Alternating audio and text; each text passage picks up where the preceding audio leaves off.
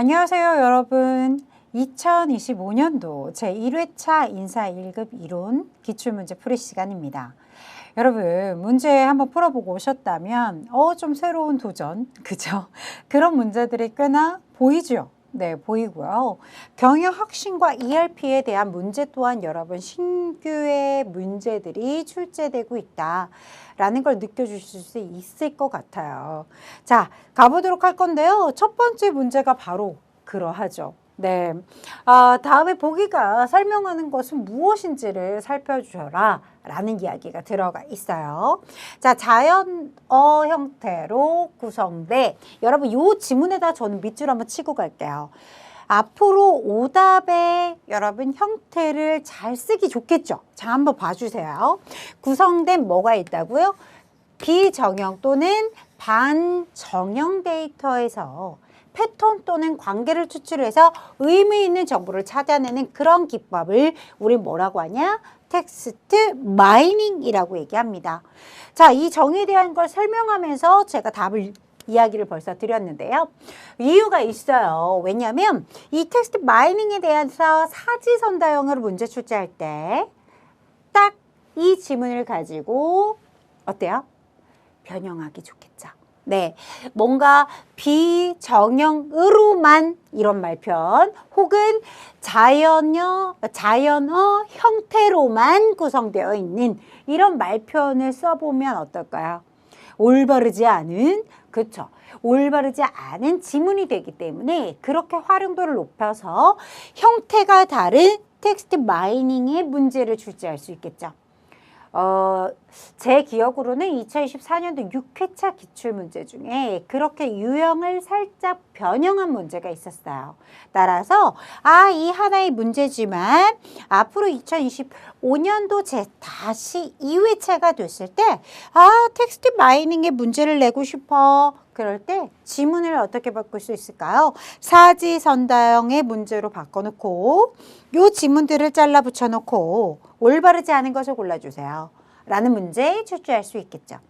그쵸, 여러분? 네, 이렇게 유형이 변형될 수 있다는 거, 새롭게 문제 신유형 나올 수 있다는 거 이야기 드렸고요. 그 신유형이 어떻게 가지치기해서 시험 문제로 출제될지 미리 이야기 드려봅니다.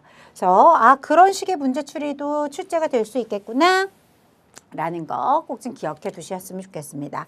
그리고 이렇게 정의를 내려줬으면 그에 대해서 조금 더 재빠르게 텍스트 마이닝이 뭔지 이해될 수 있게끔 예제 같잖아요. 그렇죠, 여러분? 이런 사례를 얘기해 주죠. 온라인 쇼핑몰에 남긴 리뷰, 우리 리뷰 많이 쓰죠? 그런 리뷰로부터 제품에 대한 정보를 수집하고 분석해서 구매자의 행동 예측과 제품의 선호들을 분석할 수 있다. 그것이 바로 뭐다? 텍스트 마이닝에 대한 설명입니다. 따라서 이런 것들이 앞에 들어가 있다면 참 좋아요. 왜요? 좀 기억하기가 쉬우니까. 그죠, 여러분? 네. 그래서, 우리가 쉽게 맞아. 나도 구매 후기 쓰지. 라고 생각하면서 그래서 그 내용을 가지고 그런 후기들을 가지고 분석을 하는 거구나. 이런 것들을 조금 연관지어서 기억해 주시면 테스트 마이닝에 대해서 다음번 시험 문제로 출제가 된다고 해도 어렵지 않게 답을 조출할 수 있겠죠. 자, 2번입니다. 여러분 2번 문제는 어때요? 이제 우리는 너무 친하다. 그죠? 자주 봤던 친구예요. 기업의 업무 처리를 위해 여러 필요한 서버, 스토리지, 데이터베이스, 네트워크 등 여러 인프라 자원을 이런 말편 들어가 있어요. 왜 그거 강력하게 읽었는지 알 거예요.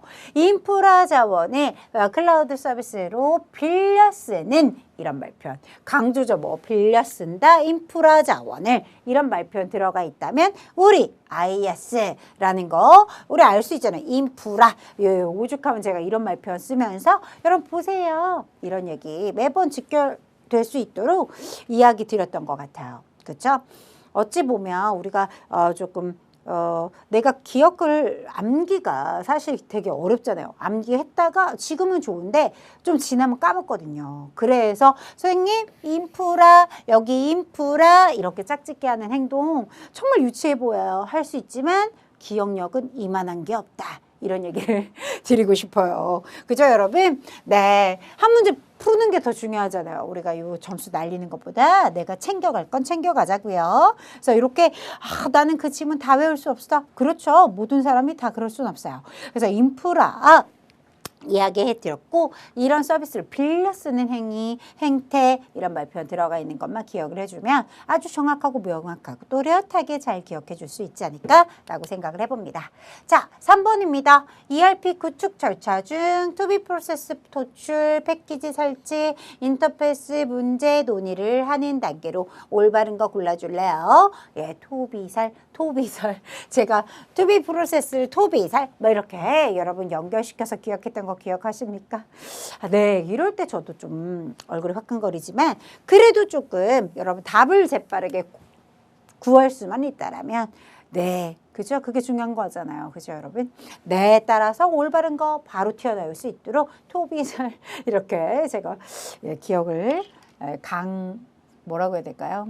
강조했던 것 같아요. 네. 네, 좀 기억해 두세요. 너무 유치하더라도 이런 식으로라도 놓치고 싶지 않은걸요. 여러분 점수 꽉 부여잡고 싶어요. 그래서 새로운 문제도 놓치고 싶지 않고 예전에 계속 반복적으로 출제되고 있는 문제도 놓칠 수 없다. 이렇게 생각해 주셨으면 좋겠습니다. 자, 문제 4번으로 넘어가 볼게요. ERP 시스템의 SCM의 모듈에 대한 이야기가 언급이 들어가 있다. 장점으로 여러분 올바르지 않은 것을 골라주세요. 이런 얘기가 들어가 있습니다. 자, SCM 서플리체인 매니지먼트 공급 사슬망 그래 맞아 가시성 확보에서 수요와 공급의 그 변화에 대해서 신속하게 맞대응하기 위해서 SCM 맞아떨어지죠. 정보의 투명성을 제고해서 재고의 수준이라든지 그죠? 이런 회전율 같은 것들을 그죠. 증가 달성시킬 수가 있겠고 공급 사슬에서 계획 조달, 제조 및 배송에 대한 그런 통합 프로세스를 지원하게 됩니다. 이런 얘기 다 맞아떨어지는데 여러분 마케팅, 판매, 고객 서비스들을 자동화함으로써 현재 또는 나의 미래의 고객들과 상호작용할 수 있는 것은 여러분 우리 고객 관리 그렇죠. 고객 관리 이렇게 기억을 해주세요. 고객 관계 관리죠, 사실은. 그쵸? 그래서 커스터머 릴레이션십 매니지먼트라고 해서 CRM 이렇게 약자로 여러분 적어드려 봅니다. 그쵸? 잘 적어놓고 이것은 그렇지. 커스터머 릴레이션십 매니지먼트 이런 뜻이지 고객 관계 그죠? 네, 관리 이렇게 기억을 해두시면 좋을 것 같아요.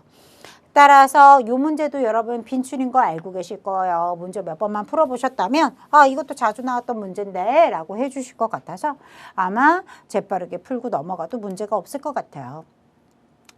ERP 도입 전략 중 ERP 자체 개발 방법에 비해 ERP 패키지를 선택하는 방법의 장점으로 가장 적절하지 않은 친구를 골라주세요. 네, 읽자마자 답이 나옵니다. 이런 말표현을 제가 하는데요. 왜 그럴까요? 1번의 답이죠. 커스터마이징을 여러분 어때요? 커스터마이징은요. 최대화하면요. 안 돼요. 최소화해야죠. 최대화하면요. 실패할 수 있어요.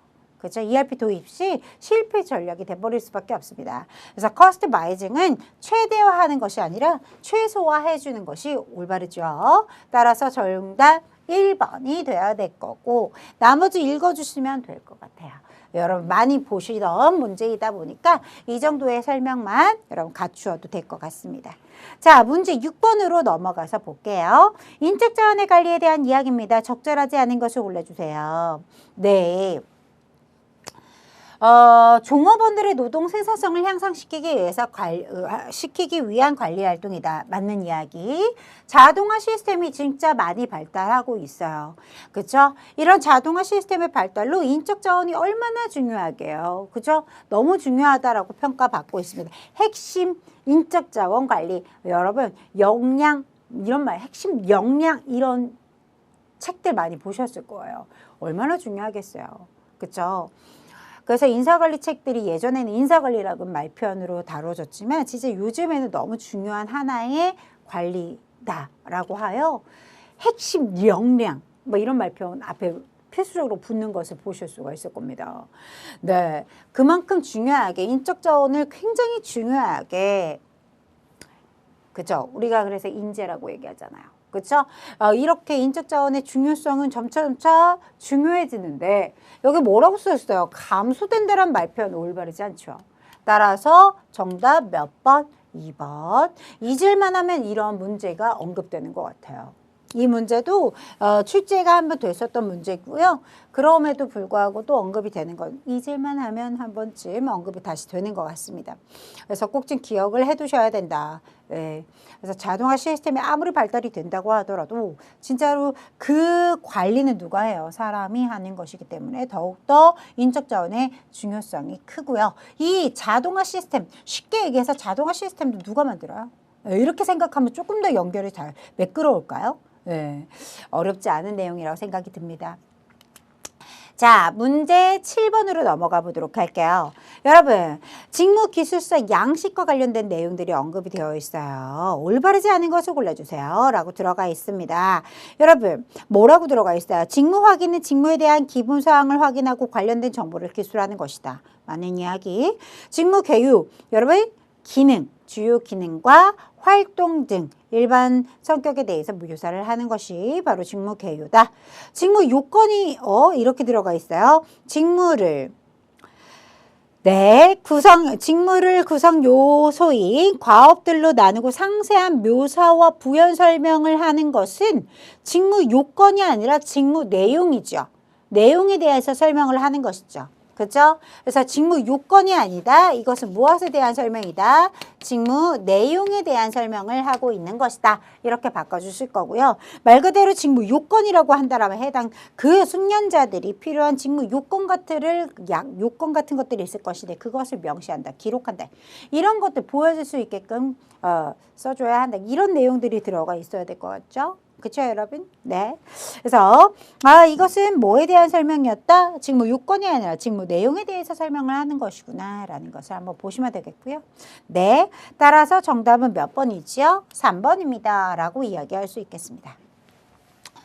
자, 문제 8번. 네, 직무평가 방법입니다. 라고 들어가 있어요.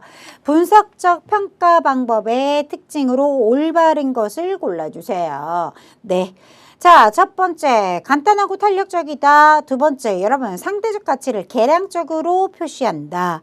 이렇게 계량적으로 표시한다가 맞는 표현이죠. 여기 보시면 이렇게 분석적 평가 방법이라고 들어가 있어서 그렇지. 계량적이다라는 말표현 쓸 수 있잖아요. 그죠, 여러분? 따라서 정답은 2번이다. 라고 얘기할 수 있겠고요. 지금 1번. 3번 뭐예요? 상대적 가치를 서열 내지 등급으로 표시하거나 그렇죠? 4번 이렇게 언급되어 있는 것들이 여러분 바로 비계량적인 종합적인 평가 방법 이런 말표현으로 여러분 설명을 드릴 수가 있겠죠. 그래서 정답은 2번입니다. 라고 이야기할 수 있는 내용이었고요. 자, 그 다음 9번 가볼까요? 인력 계획의 수요 예측 방법 중에 여러분 밑줄 네. 이렇게 산업공학적인 접근법에 따라 이런 말표현 들어가 있는 것을 보실 수가 있습니다. 이렇게 산업공학적인 접근법에 따라 내용으로 가장 적절한 거 골라주자 라고 들어가 있어요. 산업공학적 접근법에는 작업포변 기법과 작업량을 분석한다든지 시간 동작 그죠? 시간 동작이 붙어버렸어요. 시간 및 동작 연구를 한다든지 이런 것들이 여러분 산업공학적 접근법에 해당하죠. 따라서 정답은 몇 번? 4번이 되겠습니다. 자, 여러분 이게 공학적 산업고 저는 이제 더 알아보기 형식으로 간략하게만 담았어요. 언급되는 형태가 기출의 유형이 이 정도니까 그렇죠? 그래서 제가 기출의 유형으로 또 하나 잡아놓은 것이 바로 수학적 기법을 또 넣어놨어요. 그래서 뭐 선형 계획법이라든지 시뮬레이션 바로 수학적 기법이다. 이런 식으로 나눠놓은 그 카테고리를 조금 더 알아보기로 담아놨으니까 한번 교재 한번 다시 살펴주시고 또 제가 중간에 기출엔 확인 문제에 요 유사한 문제들을 넣어놨으니 한 번 더 읽어주시는 것도 문제 한번 살펴주시는 것도 얘의 변형적인 문제 어떤 문제가 나올까라는 거 궁금하시잖아요. 한 문제로는 우리가 이런 말표 쓰죠. 성에 안 차 이런 얘기 하잖아요. 그처럼 우리 교재에도 한번 했던 그 기출엔 확인 문제에 유사 문제가 하나 더 있으니까 한번 살펴보고 오셨으면 좋겠어요. 그래야 다음번 시험도 우리가 뭐 대비할 수 있잖아요. 자, 인적 자원 관리에 여러분 진행 과정이 이렇게 3단계로 나눌 수 있죠. 계획하고 실행하고 통제한다. 이렇게 3가지로 나눌 수가 있습니다. 그중에 통제에 가장 접근, 아주 근접한 활동을 우리가 네, 선택해 주세요. 이런 말표현 들어가 있습니다. 어디에? 통제. 그죠? 통제의 가장. 그러면 여러분 나눠 놓을 수 있어야 되는데요. 여기에서 제가 한번 조금 이야기를 드리고 가야 될 내용이 있어서 제가 이렇게 일단은 분리를 좀 해놨어요. 네, 저도 한번 또 체크를 또 해봤죠. 보세요. 이렇게 저기 여기 개발이라고 써놨네요. 계획인데 제가 왜 개발이라고 써놨을까요? 여러분들. 자, 볼게요. 계획에 대해서 이야기를 하고 싶었습니다. 계획 단계는 이렇게 모집을 그죠? 홍보하고 인력의 공급, 그죠? 수요를 파악한다라고 얘기할까요? 수요와 공급을 파악해보는 그런 작업. 다 계획 단계에서 이루어지죠. 기준 임금을 어떻게 할 것인지도 파악해보는 것 또한 마찬가지로 뭔가 모색의 뜻을 갖고 있겠죠. 계획 단계로 들어갑니다. 선생님, 네, 투입 비용 예산. 저는 이런 말표현 쓰고 싶어요. 네, 사실은 계산을 생각을 했을 것 같아요. 그런 분들도 있을 것 같은데 투입 비용 계산 저도 확인을 또 해봤지요. 확인을 또 해보니까 이렇게 저자의 의견을 또 한번 저자가 아니죠. 출제자의 의견을 또 한번 이야기를 들어보니 뭐라고 이야기하셨냐? 이렇게 투입 비용 예상과 계산은 좀 다르게 봐줬으면 좋겠다. 이런 의견을 들었어요. 자, 따라서 저도 구분을 좀 시켜서 여러분 나누어서 표현을 좀 드려보도록 하겠습니다. 자, 투입 비용 예산이라는 거 말 그대로예요. 여러분 우리 예산을 짜잖아요. 준비 단계에 들어가겠죠. 너무 명확하고 또렷하겠죠? 자, 그래서 뭐 더 이상 뭐 얼마만큼 들어갈 것인지 예산 짜보자. 이런 뉘앙스로 저는 명확하게 예산이란 표현을 넣어봤고요. 자, 실행에서는 뭐가 있을까요? 이렇게 계획했던 것을 실행하는 단계라는 것을 이야기합니다. 따라서 모집 홍보했으면 이제 선발 면접 해야 되겠고, 그 배치해 줘야 되겠죠. 적재적소에. 그리고 사기 유발 시켜줘야 되겠고, 경력 개발도 여러분 그래야 내가 모집한 사람들 그래서 선발까지 이루었고 그 배치까지 했어요. 그 사원들이 빠져나가면 안 되겠죠. 경력 개발에 필요한 요소들도 많이 하겠죠. 뭐 교육훈련이라든지 여러 가지 말들이 많을 수 있어요. 그런 것들은 제가 본 책에 또 한번 2025년도에 보완해서 넣어놨으니까 한번 살펴주시면 되겠고요. 자, 통제. 자, 사기 향상의 정도를 평가. 이런 말 표현들이 중요하죠. 재평가한다는 얘기죠. 얼마만큼 향상이 됐는지 평가해 보겠다. 그 다음에 모집 효과를 분석해 보겠다. 얼마나 효과적이었는지를 보겠다라는 거죠. 그것을 다시 한번 평가하겠다, 분석하겠다라는 것을 보시면 되겠고요. 인사평가 말 그대로 평가해 볼게. 라는 것을 얘기합니다. 그 다음에 노사분규가 있으면 그것도 해결해 볼게. 이런 것들 다 통제 쪽에 들어가겠죠. 이 해결안 같은 것들을 뭐 생각을 해보고 어떤 것이 문제가 됐는지 파악해보고 이런 모든 일련의 것들이 다 통제 안으로 들어가게 될 거예요. 자, 그리고 이제 논란이 될 수 있는 투입 비용, 네, 계산이란 말표현보다 저는 조금 보태자면 그렇다면 그 뜻을 살펴봤을 때는 재계산이라든지 왜냐하면 이런 말 표현이잖아요. 투입하고 들어간 비용 같은 것들을 미리 예측해 볼 수 있죠. 그래서 예산이라는 걸 짜죠. 하지만 다시금 여러 뭘 해봤을 때 제 계산을 해봤을 때 맞는지 틀리는지 그걸 확인하는 단계는 통제가 맞아요. 그렇다면 조금 더 드러내놓고 제가 표현해 볼게요. 앞에 제자가 붙은 것으로 보자. 이런 말 표현 쓰고 싶어요. 그러면 조금 더 완벽한 지문이 되지 않을까라고 생각을 할 수가 있겠죠. 투입 비용, 재계산이라든지 투입 비용, 평가라든지 이런 말표 쓰면 너무너무 쉬운 문제가 돼버릴 수도 있겠죠. 그래서 그런 걸 좀 생각하셨나? 이런 생각을 하면서 문제 풀었는데요. 어쨌든 의규심은 제가 또 해결을 해봤고요. 여러분들도 혹시나 문제 풀면서 내가 이런 것을 조금 더 명확하게 공부를 하고 싶은데 라는 생각이 드실 것 같아서 이렇게 조금 제가 나누어서 명확하게 나누어 보았습니다. 그래서 정답 몇 번? 3번이라고 얘기를 해드릴 수가 있어요. 2024년도 6회차 기출에도 이 문제가 다뤄졌었는데 아주 진짜 간략하게만 언급하고 넘어갔었던 문제거든요.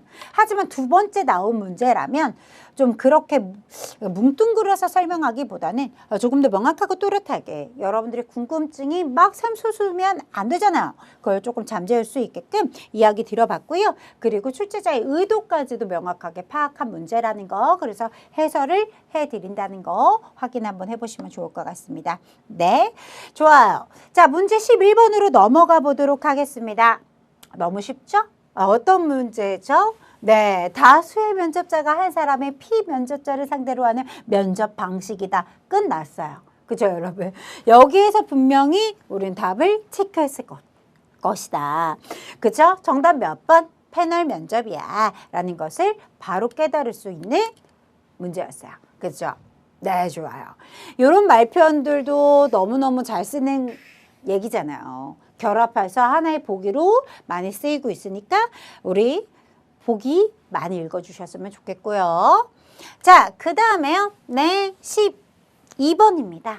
12번으로 넘어가서 보니까 도전, 네, 교육, 경험, 몰입, 창의성은 여러분 뭐예요? 직무평가의 어느 요소에 해당하는지 골라주시겠어요? 라고 들어가 있는 거죠.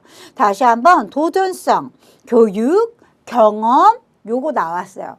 경험 나왔고 몰입 나왔고 창의성 나왔어요.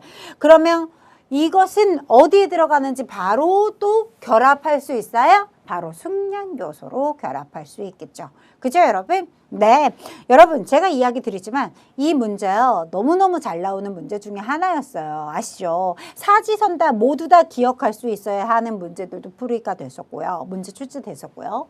책임 요소가 아닌 것을 고르시오. 이런 식으로도 문제 출제됐었고요. 그죠? 네. 그렇기 때문에 다 알아두셨으면 좋겠습니다. 라는 이야기로 마무리 드려볼 건데요. 작업 요건에는 뭐가 들어가 있어요? 위험도라든지 이런 것들이 들어가 있었던 거 우리 키워드 형식이니까 좀 잘 기억을 해주면 좋겠죠. 작업 시간이라든지 위험도라든지 그죠? 이런 것들을 조금 주요한 키워드로 기억해 주시면 좋을 것 같고 책임 요소 하면 관리 감독이라든지 원재료에 대한 책임이라든지 이런 것들 여러분 머릿속에 기억해 주실 수 있잖아요. 자, 노력이라고 하면 뭐가 나와요? 육체적, 정신적 노력. 뭐 이런 말편 여러분 키워드로 기억할 수 있어요? 없어요? 있을 것이다. 자, 13번으로 갑니다. 인적 자원 관리의 목표와 실천에 대한 설명으로 가장 적절하지 않은 것을 골라주세요. 이렇게 들어가 있습니다. 경영자는 종업원들의 기업 생산 요소 중 자본으로 취급하여 기업의 성과를 낼 수 있어야 한다.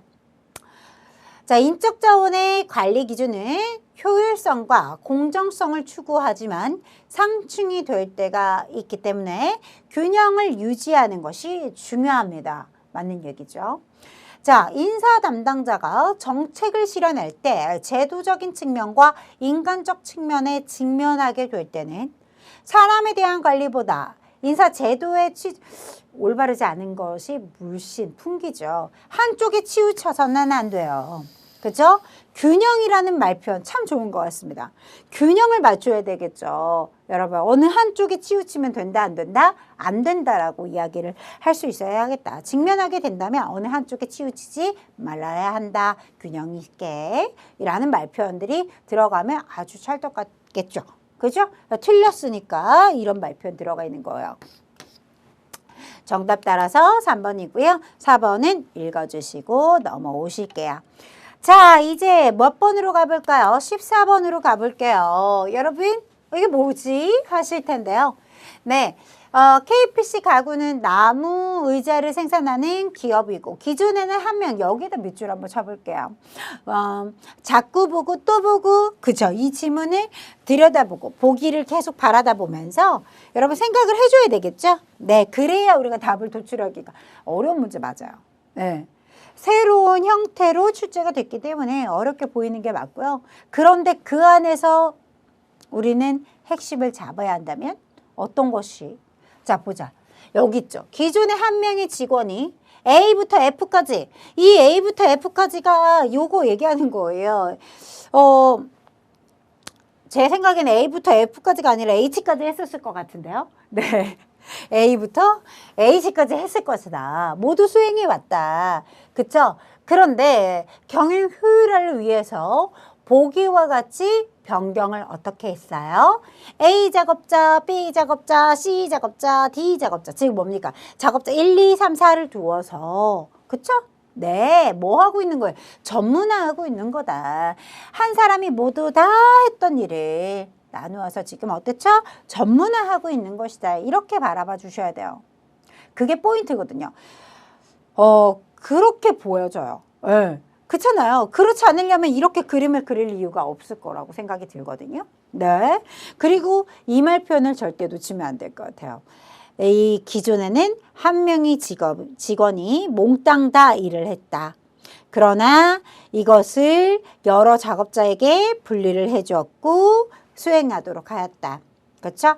그래서 이 전체적인 과업을 다 해내는 것보다는 작은 요소로 분할해서 담당케 한다. 이런 것을 포커스를 본다면, 포커싱해서 본다라면 이것은 여러분 뭐예요? 전문화에 맞겠죠. 직무 전문화라고 처리를 해 주셔야 되는 문제다. 이렇게 자세히 보니까 정답이 나오죠. 네. 아주 자세하게 뚫어져라 계속 반복적으로 봐줬으면 하는 문제고요. 아주 시험적인 뭘까요? 좀 실험적인 문제이지 않을까라고 생각이 들고요. 자, 15번 인사평가 목표에 대한 설명입니다. 가장 적절한 거 골라주세요. 신뢰성, 타당성, 실용성, 수용성 나와 있어요. 신뢰성이라는 것은 여러분 뭐라고 해요? 평가 내용이 평가 목적을 얼마나 잘 반영하고 있는가 이런 것은 신뢰성이라 하는 것이 아니라 그러니까 내가 평가하고자 하는 것이 얼마나 그 목적을 내가 뭐 하려고 하는 인사평가를 하는 것에 그 뭐 도구 같은 것들이 있을 거 아니에요. 평가 문제 뭐 이런 거 있을 수도 있고 잣대 기준 이런 것들이 있을 수가 있겠죠. 그것들이 얼마나 잘 반영되고 있는지는 타당성에 대한 이야기죠. 신뢰성이 아니라 신뢰성이라는 것은 내가 만약에 평가하고자 하는 그 내용이 계속 반복적으로 여러분 똑같이 유형만 조금 다르고 계속 반복적으로 평가를 해봤을 때 일관된 숫자치, 뭐 일관된 평가치가 나와야 되는 거예요. 일관된 그 결과가 나와야 안정적이고 믿을 수 있는 무엇이 나왔다? 신뢰성이 있다라고 표현할 수가 있는 거예요. 그렇죠? 안정적이고 여러분 어떻다? 일관적인 계속적인 뭐예요?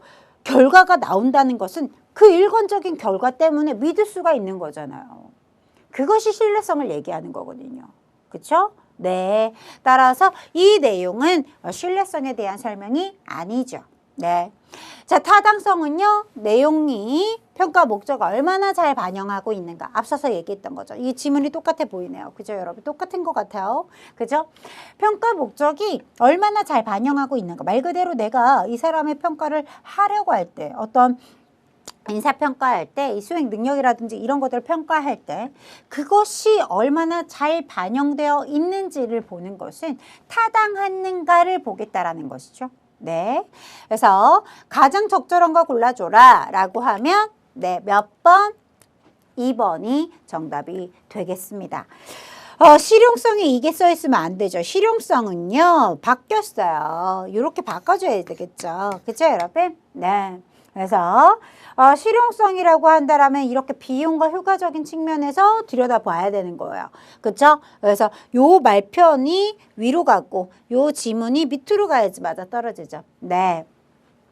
평가하고자 하는 내용에 대해서 피평가자가 정당하게 받아들일 수 있는가 수용성 이렇게 바꿔줄 거고요.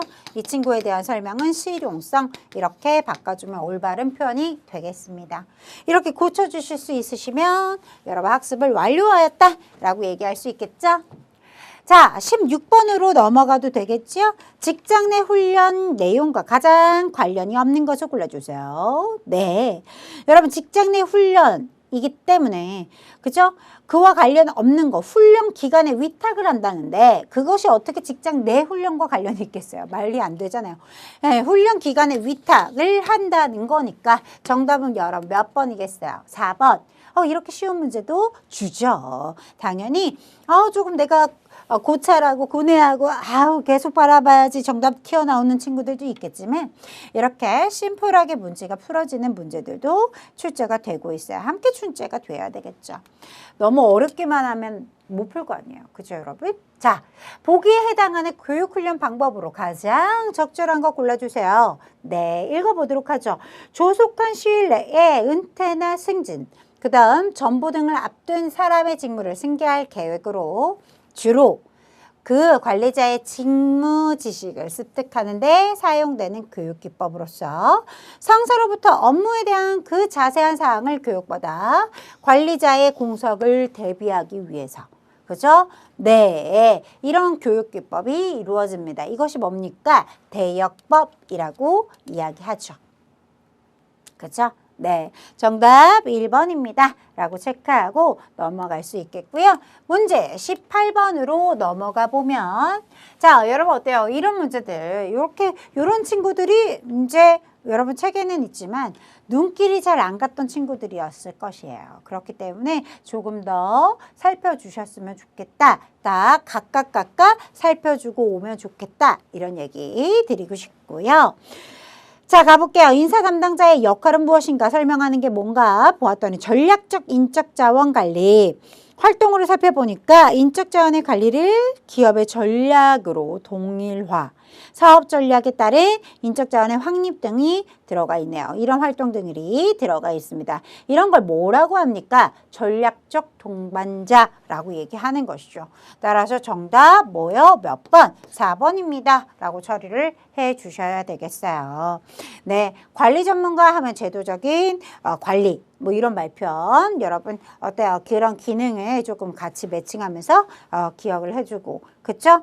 변화 촉진 관리 여러분 누가 봐도 변화 촉진 관리는 누가 하겠어요? 변화 촉진자가 하겠죠. 그죠? 네, 종업원의 조력자라는 건 뭘까요? 종업원과의 상호작용의 그 관리 이런 것들이 주되게 뭐가 될까요? 기능이 되겠죠. 네, 그런 것들로 나누어서 조금 학습을 해주시고 그에 대한 본 내용 같은 거, 활동 같은 것들도 조금씩 읽어주시고 대비를 좀 하는 게 좋겠다. 활용도가 높잖아요. 보기만 바꿔가지고 다른 문제로 또 새롭게 출제를 할 수 있는 내용이기 때문에 한번 살펴주셨으면 좋겠다.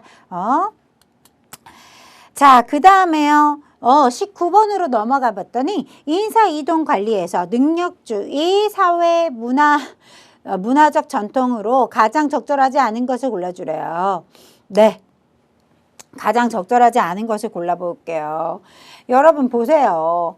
능력주의예요. 능력주의 하면요. 적절하지 않은 게 딱 나오는 것 같지 않아요?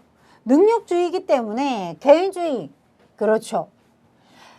우린 다 같이 죽고 사는 거야 이런 거 아니잖아요. 그죠? 개인주의의 성격이 뚜렷하게 나타나는 게 능력주의라고 이야기하였고 단기 고용제 그렇죠.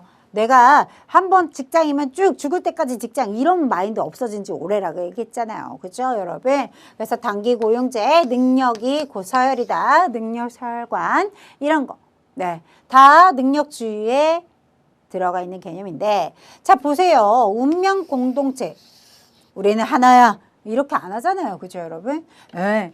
그래서 정답이라고 한다면 정답 바로 4번이죠. 네, 여러분 운명 공동체적인 풍토가 나타난다라는 것은 능력주의가 아니라 영공주의다라고 명확하게 이야기해 주실 거잖아요. 그래서 이런 문제 보너스인가? 라고 생각하면서 보셨을 것 같고 풀이해 주셨을 거라고 생각이 듭니다. 자, 요 문제 어때요? 땡큐 하는 문제였을 것 같죠? 또? 네, 왜요? 해외 업무를 담당하는 홍길동 대리의 승진을 진행하였습니다. 대외 업무 수행 시 고객의 신뢰감을 높여주기 위해서 더 높은 직급을 부여하였고 오랫동안 승진을 못한 사원에게 승진을 시켜줌으로써 정체된 조직의 분위기를 개선시키고자 합니다. 승진으로 인한 여러분 아주 키포인트가 여기 또 숨어 있죠. 그런 임금이나 보상 체계는 없습니다. 그런 변화는 없대요. 이런 걸 뭐라 그래요? 대용 승진이라고 하죠. 정답 대용 승진.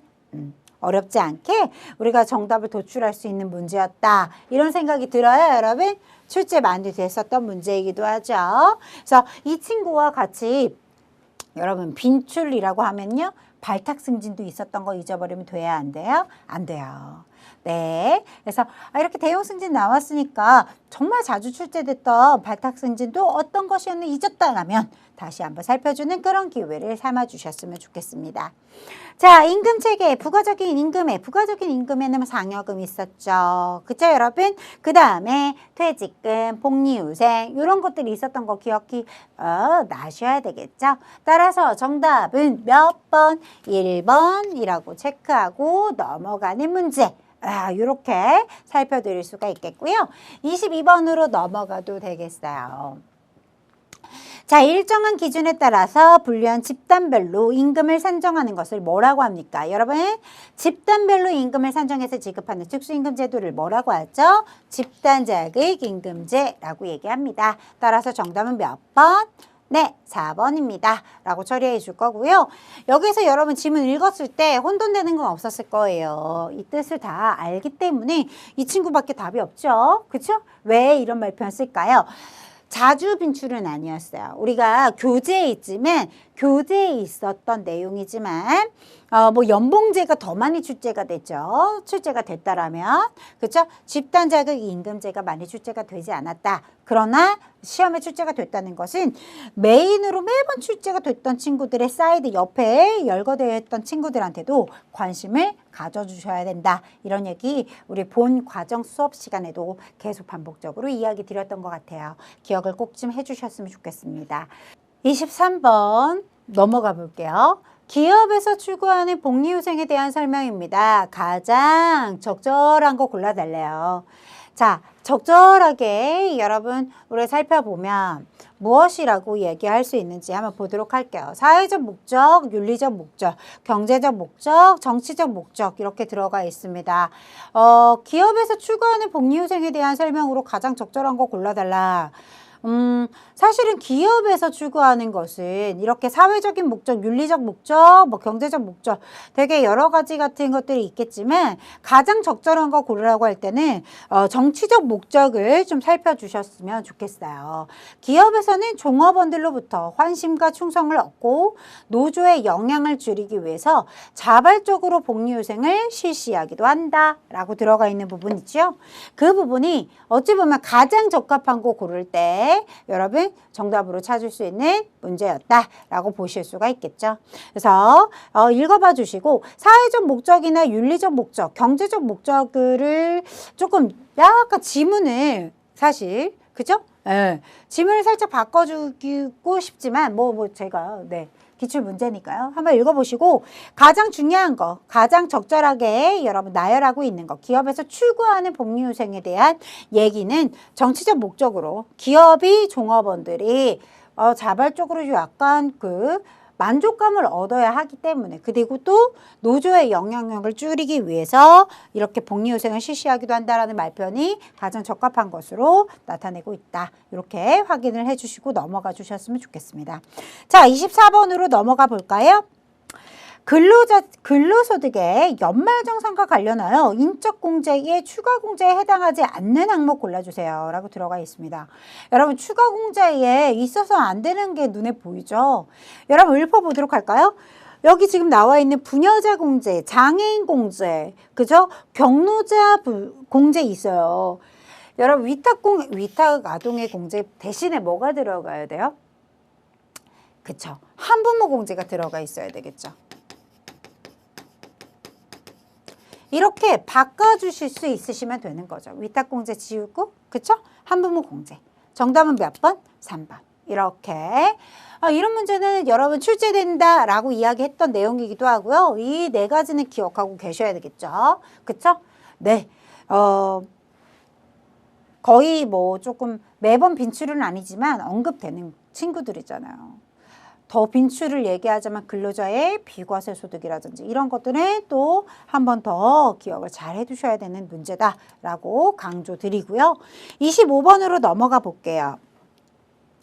생산성은 소비자의 욕구를 파악하기 위해서 시장 조사를 했대요. 이런 거는 문제가 아니고요. 읽어보니까 일용직 사원을 활용하였다. 일당이 얼마다? 25만 원이다. 네, 계산기 갖고 가야 된다라고 얘기했어요.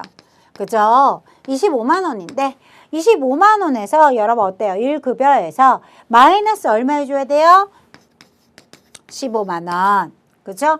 우리가 이렇게 15만 원에서 빼주면은 과세 표준을 구할 수가 있잖아요. 얼마입니까? 빼주면 10만 원이 될 것이고요. 거기에다 우리 세율 여러분 몇 퍼센트? 6%였어요. 그러면 곱하기 6%니까 우리 세액을 산출세액을 계산할 수가 있겠죠. 얼마입니까? 네, 틀리면 안 되니까. 얼마? 6,000원. 이렇게 계산할 수가 있어요. 그리고 제가 항상 이야기를 드려요, 여러분. 1 마이너스 여러분 몇 퍼센트? 요거 따로 시험에 나올 수가 있어요. 55%입니다. 55%. 1 마이너스 산출세액 나온 것에서 55%를 빼줘야 되는 거니까 6,000원에 55% 해준 금액을 계산을 해주셔야 된다는 얘기예요. 그죠, 여러분? 네. 그러면 55% 해주면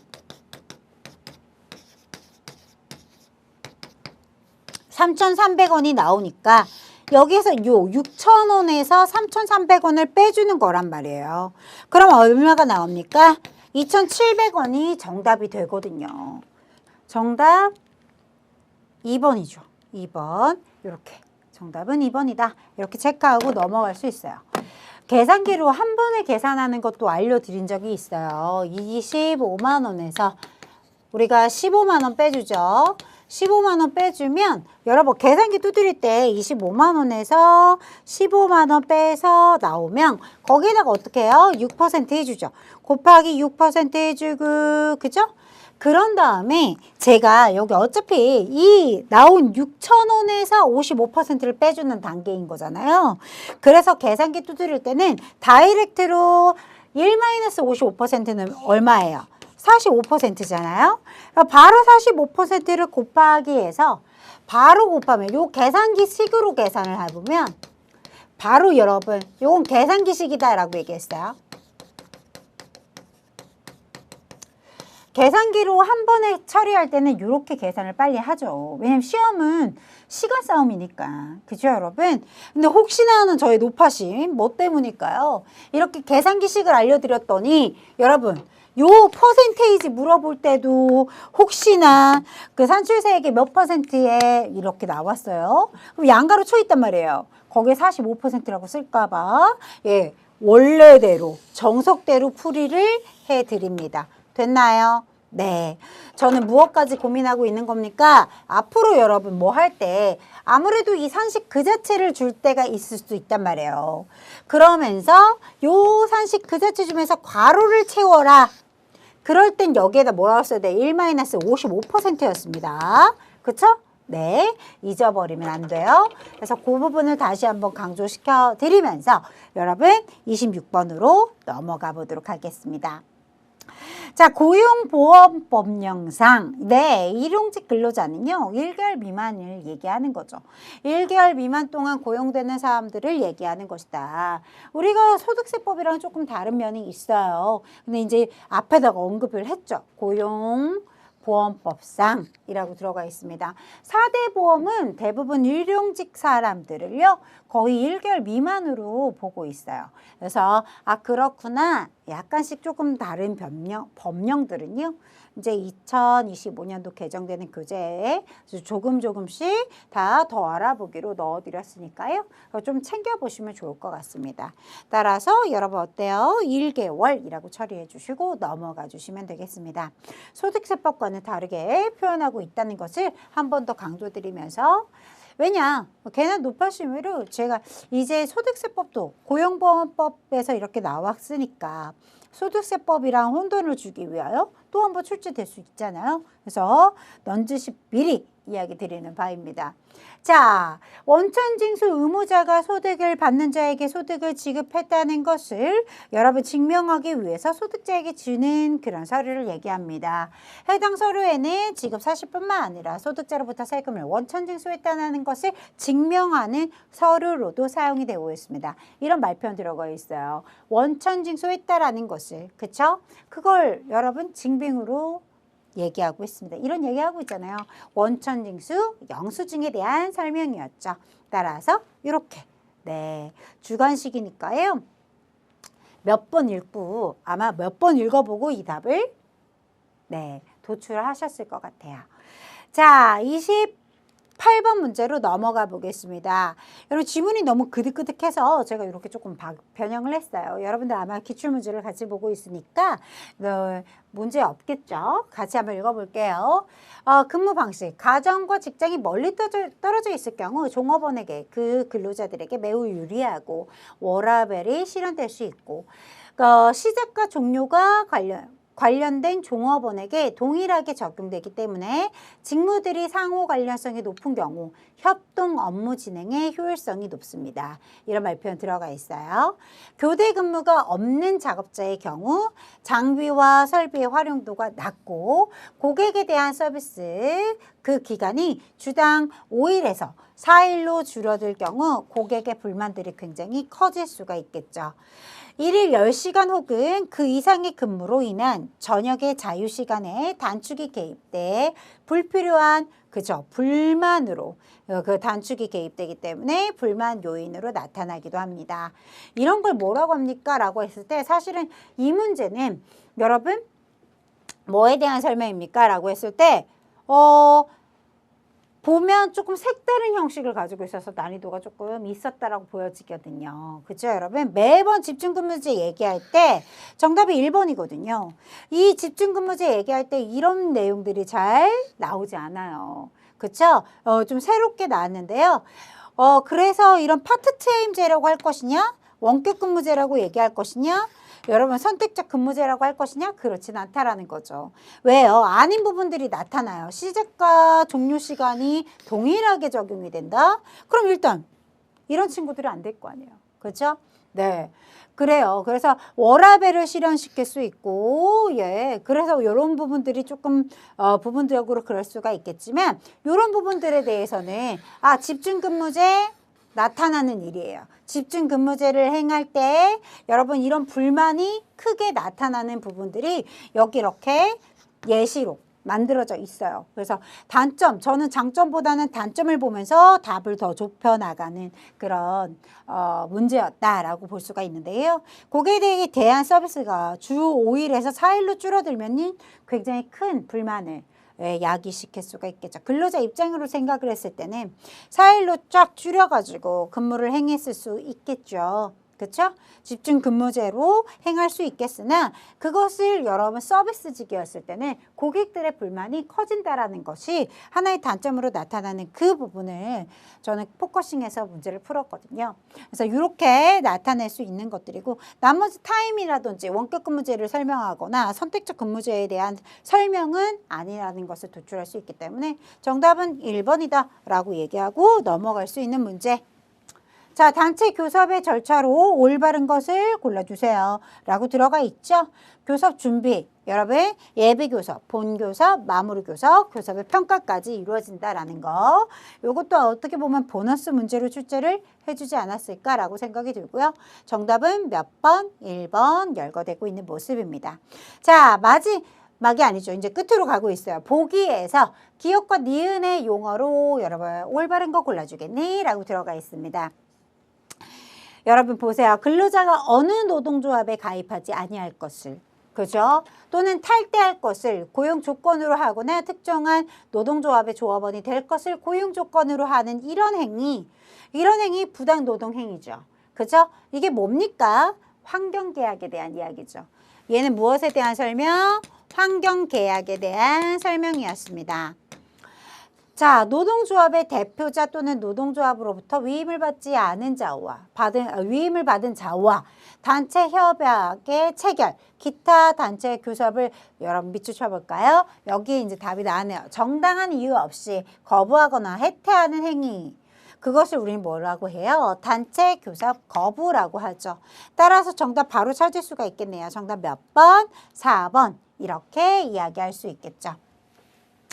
그래서 30번 문제는 사이즈가 굉장히 크지만 사실은 지문이 길어서 피로도가 있을 뿐이지 그죠? 어려운 문제는 아니었을 것 같고요. 자, 경영 참가 제도에 대한 설명입니다. 적절하지 않은 것을 골라주세요. 여러분, 이윤 참가는 이윤의 일부를 임금 외의 형태로 근로자에게 배분하는 방식이다. 맞아떨어지는 이야기죠. 그런데요, 노사협의제란 노사의 공동협의를 기본으로 하여 최종 결정에도 여러분 최종 결정에도 경영자와 동일한 의사결정권을 가진다? 올바르지 않아요. 최종 결정은 누가 하는 것이었죠? 경영자가 하는 것이 노사협의제라는 것은 최종 결정은 누가 해요? 경영자가. 그죠? 네. 따라서 정답은 2번이 올바르지 않았습니다. 라고 이야기할 수 있겠죠. 됐나요? 자, 한번 읽어주시고 최종 결정까지도 여러분 우리가 의사결정권을 갖지는 않습니다. 그렇죠? 그런 게 차이점이라고 이야기를 드렸어요. 그렇기 때문에 꼭 기억해 줘야 되고 그 부분이 틀렸기 때문에 정답 2번 이렇게 체킹하고 넘어가 보도록 할게요. 자, 연차유급휴가 근로기준법에 대해서 이야기를 하고 있어요. 3년 이상 계속하여 근로한 근로자에게 제1항에 따른 휴가에 최초의 1년을 초과하는 계속근로 연수 매 2년에 대해서는 1일을 가산한 유급휴가를 주되 가산한 휴가가 총 휴가 일수를 며칠로 한도로 합니까? 25일을 한도로 하죠. 그쵸 여러분? 네, 이렇게 구체적인 거 묻고 있어요. 요즘 조금 상세해지고 아주 세세한 문제까지도 다뤄지는 부분들을 보실 수가 있죠. 자, 마지막 요거 어때요? 네, 아무래도 이렇게 현실을 반영하는 문제들이 출제가 되기 마련인 것 같고요. 그러다 보니까 여러분 어때요? 이런 문제가 출제가 되었습니다. 또 할 말이 좀 많아서 앞에 막 좀 재빠르게 넘어온다고 넘어왔는데 거의 1시간을 꽉 채우는 것 같습니다. 자, 근로시간, 근로일을 변경하거나 근로자와 사용자가 근로시간이나 근로장소 등을 선택해서 조정하고 선택할 수 있다는 얘기죠. 일과 생활을 조화롭게 하고 인력 활용의 효율성을 높일 수 있는 제도입니다. 네, 대표적으로는 이런 얘기를 하다 보니까 다른 거 생각이 났을 거란 말이에요. 앞에서 봤을 때. 그런데 대표적으로 열거랍니다. 이 친구들은 정답이 될 수 없겠죠, 당연히. 그렇죠, 여러분? 이런 선택적 근로시간제, 시차 출근제도, 그 다음에 재량 근로시간제, 원격근무제, 재택근무 등이 다 이에 해당합니다. 네, 그럼 이것을 아울릴 수 있는 개념이어야 되겠죠. 그렇죠? 네, 근로기준법에 따라서 탄력적 근로시간제, 선택적 근로시간제, 사업장 밖에서 하는 간주 근로시간제, 재량 근로시간제들이 이 유형에 속합니다. 크게 얘기하고 있죠. 그죠? 승진, 금전적 보상과 같은 전통적인 동기부여 요소에 업무에 대한 자기주도성, 그 다음에 일과 생활의 균형을 높게 평가하는 젊은 인재들이 그죠? 유인되겠죠. 그런 걸 좋아하니까 유인할 요소로 작용하며 일, 가정, 양립할 수 있는 근로 환경을 조성할 수 있습니다. 이것은 무엇에 대한 우리 최신 그죠? 네, 동향에 대한 이야기를 하고 있는 것입니다. 그래서 우리 이런 걸 뭐라고 해요? 유연근로제라고 얘기하죠. 그래서 여러분 많이 들어보셨을 거고 새롭게 나온 문제예요. 그래서 보완을 해서 이제 우리 교재에도 담았지만 2025년도에도 하지만 요즘에 그래서 유연근로제 많이 들었죠.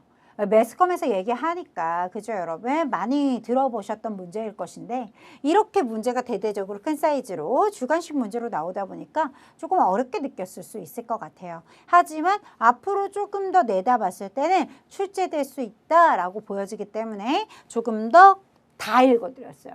그렇죠? 그리고 중간중간 이런 친구들은 정답이 될 수 없겠죠? 이 개념을 총체적으로 아울릴 수 있는 개념으로 유형 근로제를 설명드렸습니다. 됐나요, 여러분? 좋습니다. 이렇게 해서 모든 문제를 풀어보았고요. 모든 문제 풀어보니까 중간중간 구멍이 뽕뽕뽕 뚫릴 수 있어요. 오답이 나타날 수 있죠. 어떻게 정답을 다 맞출 수 있겠어요. 그렇죠? 그런데 내가 알았던 문제들이 여러분 절 기억이 안 나라고 한다면 요즘 너무 실무를 열심히 해서 그죠? 시뮬레이션 너무 공부 열심히 해가지고 이론을 살짝 놨다라면 그럴 수 있거든요. 다시 한번 되돌아가서 피드백해 주는 거 잊어버리지 않으셨으면 좋겠고요. 그리고 우리 홈페이지 들어오셔서 뭐 하는 거요? 이론만큼 중요한 게 뭐다? 실무다. 실무에서 어떤 문제가 출제됐는지, 어떤 문제가 어려웠는지를 하나씩 다 맞춰보는 그런 작업 꼭 해주시기 바랍니다. 여러분 오늘도 수고 많이 하셨고요. 꼭 실기 시뮬레이션 꼭 듣고 여러분 잘 준비하셔서 이론과 실무 점수 모두 챙기셔야 한다는 거 잊어버리지 않길 바랍니다. 여러분 오늘도 수고하셨습니다.